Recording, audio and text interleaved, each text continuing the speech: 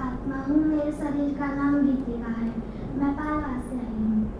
सबसे पहले तो मैं शिव बाबा का, दादाजी का, सुमन दीदी का और मेरी प्रेम नानी का, सीता नानी का और मेरे मम्मी पापा का बहुत बहुत धन्यवाद।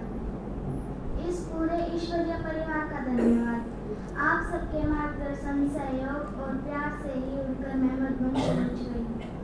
18 जून को सुमन दीदी के साथ हम सब मधुबन शांतिवन पहुँचे। मैं पहली बार उस धरती पर पहुँची थी जिसे धरती का स्वर्ग सच में ही कहा जाता है। एक ऐसा स्थान जहाँ फरिश्ते रहते हैं, उड़ते भी हैं, घूमते फिरते हैं, खाना भी खाते हैं।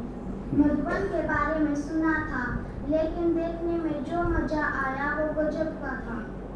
सबसे अलग और सबसे प्यारा बाबा का घर। वहाँ पर हमने सुबह अमृत वेला किया, मुरली क्लास की। उसके बाद दीदी हमें अलग से क्लास करवाती थी और आगे बढ़ाने तथा पक्के करने के बारे में समझाती थी। ऐसा लगता था कि बाबा की नज़र भी हम सब पर ही है और बाबा कह रहे हो कि बच्चे, सबसे अच्छी टीचर तुम्हारी लिए भेजी है बाबा ने। और सच में पहली बार इतनी सारी निमित टीचर्स के बीच में जब अपनी दीदी को देखते तो यही लगता था न्यारी और प्यारी, बेस्ट टीचर। मधुबन में हमने ब्रह्मलोक का आनंद बहुत बार लिया, जो अब याद भी आता है। हमने आइसक्रीम भी खाई। वहाँ कोई डर नहीं, कोई भय नहीं है। जिस तरह मैं अपने घर में सुरक्षित महसूस करती हूँ, ऐसे ही मुझे वहाँ महसूस होता था। दीदी ने हमें 4 धाम की यात्रा भी करवाई। बस में इतनी ऊंचाई पर गए, ओम शांति भवन, पांडव भवन में हिस्ट्री हॉल, शांति स्तंभ, बाबा का कमरा, झोपड़ी सब देखा। दिलवाड़ा मंदिर और पीस पार्क भी घूमे।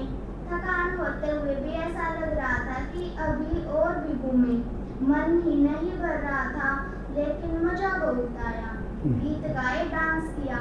एक दिन दीदी हमें आनंद सरोवर में घुमा कर लाई। तरह तरह के फूल और पौधे, पार्क में इतनी अच्छी मूर्तियाँ, झूले थे। मन खुश हो गया। हमें शांतिवन में अपनी दीदी के बनाए हुए गीत गाए, किताबें भी दी, डांस भी किया।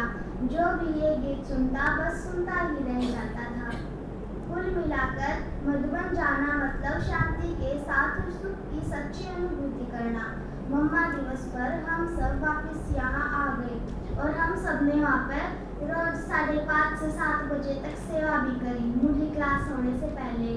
एक दिन रोटी विभाग में, एक दिन सब्जी विभाग में और एक दिन टॉली विभाग में।